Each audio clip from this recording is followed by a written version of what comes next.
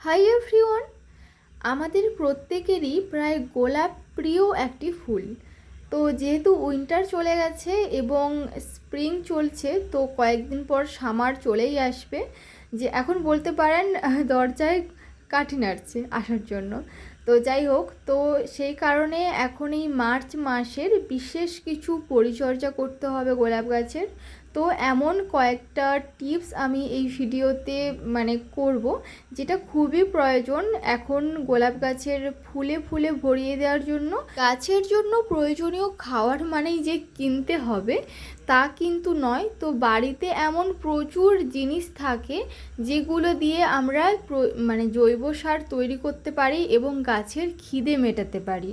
তো বাড়িতে থাকা কলার খোসা গুঁড়ো করে নিয়েছি, আর বাদাম খেয়েছিলাম, সেই বাদামের খোসাও গুঁড়ো করে আমি স্টোর করে রেখেছি। তো এখানে 1 চামচ নিয়েছি কলার খোসা, 1 চামচ নিয়েছি বাদামের খোসা, 1 চামচ নিয়েছি নিম পাতার গুঁড়ো এবং 2 চামচ নিয়েছি হাড় কুচি, শিংকুচি এবং সর্ষের খোল। এই খাবারগুলোকে এবার ভালো করে মিক্সড করে নিতে হবে। তো প্রথম টিপস, গোলাপ গাছে যে সমস্ত শুকনো পাতা কিংবা হলুদ পাতা থাকবে ওগুলোকে ছেঁটে বাদ দিতে হবে।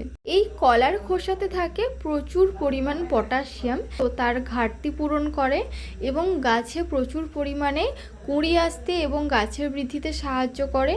আর এই হাড়কুচি, শিংকুচি, এতে থাকে প্রচুর পরিমাণ ফসফরাস, যেটা রুট বৃদ্ধিতে সাহায্য করে।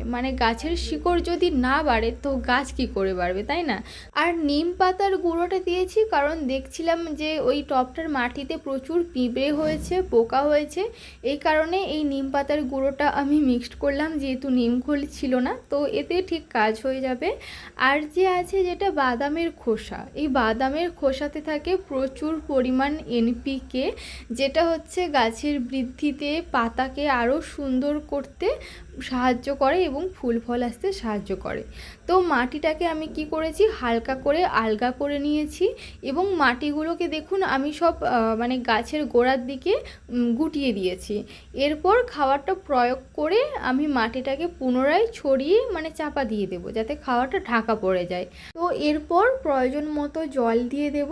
আর এই দেখুন গাছটাতে একটা কুঁড়ি এসছে, তো ফুল ফুটবে, এরপরে আরও অনেক কুঁড়ি আসবে।